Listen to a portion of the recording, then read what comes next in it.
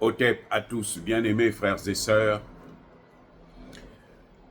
les puissances occidentales ont un principe. Tant qu'ils n'obtiennent pas ce qu'ils veulent,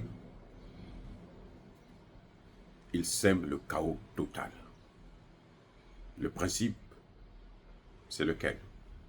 Après moi, c'est le déluge. Ou vous acceptez ce que nous voulons, vous nous donnez ce que nous voulons, vous nous laissez occuper votre pays, vous nous laissez vous coloniser et on vous donne une petite portion de pouvoir. Ou bien, on sème le chaos total. Et il ne restera plus rien pendant longtemps.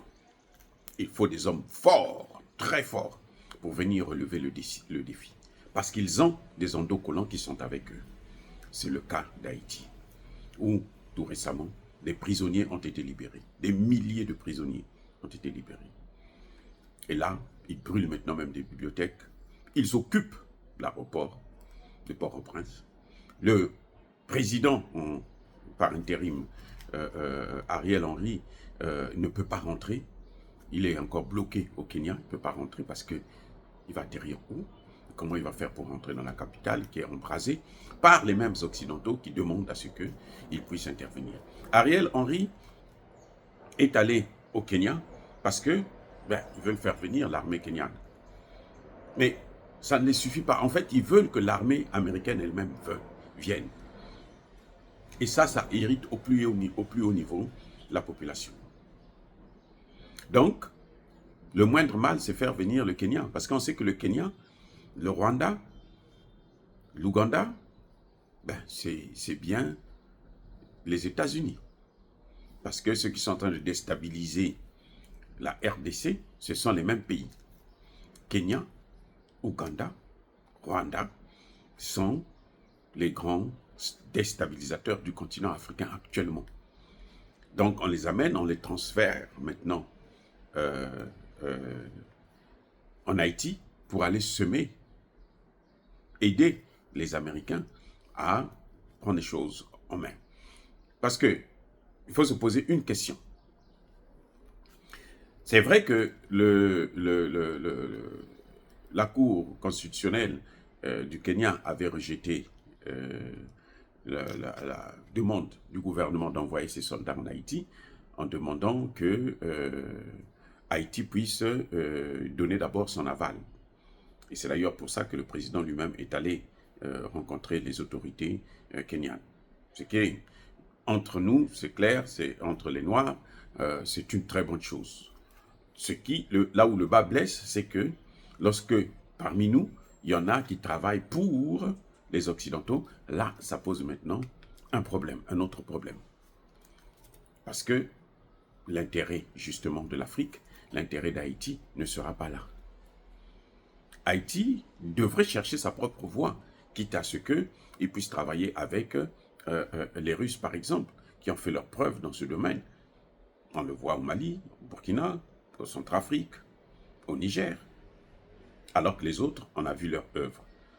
En Libye, ce qui a débouché au terrorisme au Mali, au Burkina, au Niger, on voit leurs œuvres au Centrafrique, on voit leurs œuvres au Soudan et en Somalie. Voilà, les exemples comme ça se multiplient en RDC. Donc, on ne laisse pas aux Haïtiens le soin de choisir leur voie, le soin de choisir leur partenaire. Et ce sont ces mêmes gens qui viennent nous parler de démocratie. Pendant 30 ans, il y a eu, plus de 30 ans même, il y a eu la démocratie en Haïti. Très bien. Regardez le résultat. La démocratie que les Occidentaux ont exigée. Ils ont même amené une mission des Nations Unies. J'ai travaillé dans une de ces missions. Vous voyez? Et regardez le résultat de la démocratie à l'occidental. C'est ça. L'insécurité, l'instabilité. Aujourd'hui, Haïti est devenu la proie des gangs, notamment la capitale Port-au-Prince. Et maintenant, on accuse même un mort, le président Juvenal Moïse, d'être à l'origine du gang, c'est lui qui a créé le gang d'un certain barbecue.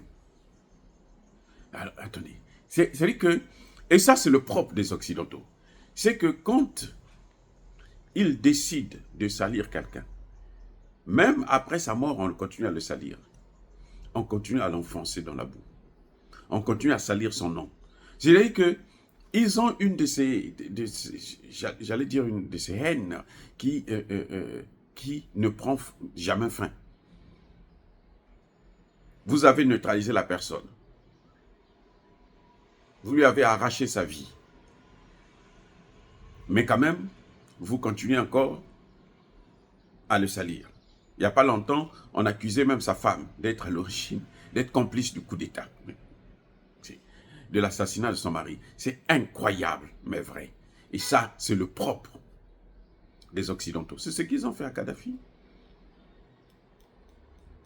On l'a sali, même après l'avoir neutralisé.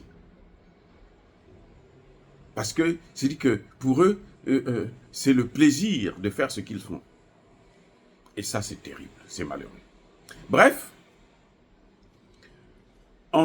une question se pose. Oui, le Kenya va aller.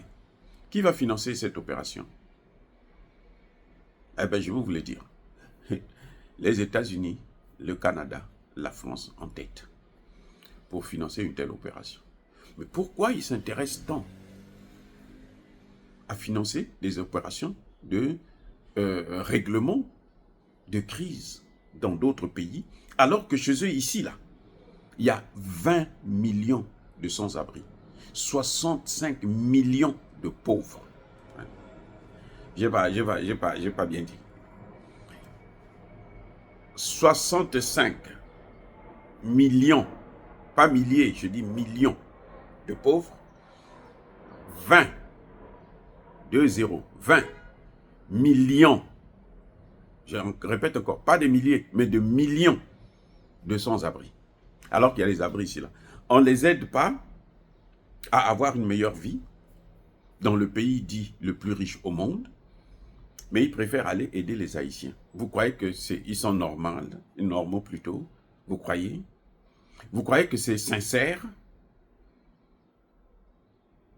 Ceux qui vont financer l'opération, ce sont ceux qui ont intérêt à prendre le contrôle du pays. Ils l'ont fait par les Nations Unies à plusieurs reprises. La mission dans laquelle moi j'ai travaillé, ce n'était pas la première. Avant moi, il y avait d'autres missions. Et maintenant, ils ont vu que maintenant, ça devient de plus en plus difficile de passer par les Nations Unies puisque le Conseil de sécurité est bloqué. Donc, ils le font maintenant de façon bilatérale ou multilatérale. On échange, on s'arrange à avoir des pays, comme toujours, comme Haïti, ce sont des Noirs, des Africains, on les prend, on prend d'autres Africains. Bon, allez-y, faire le travail des Nations Unies.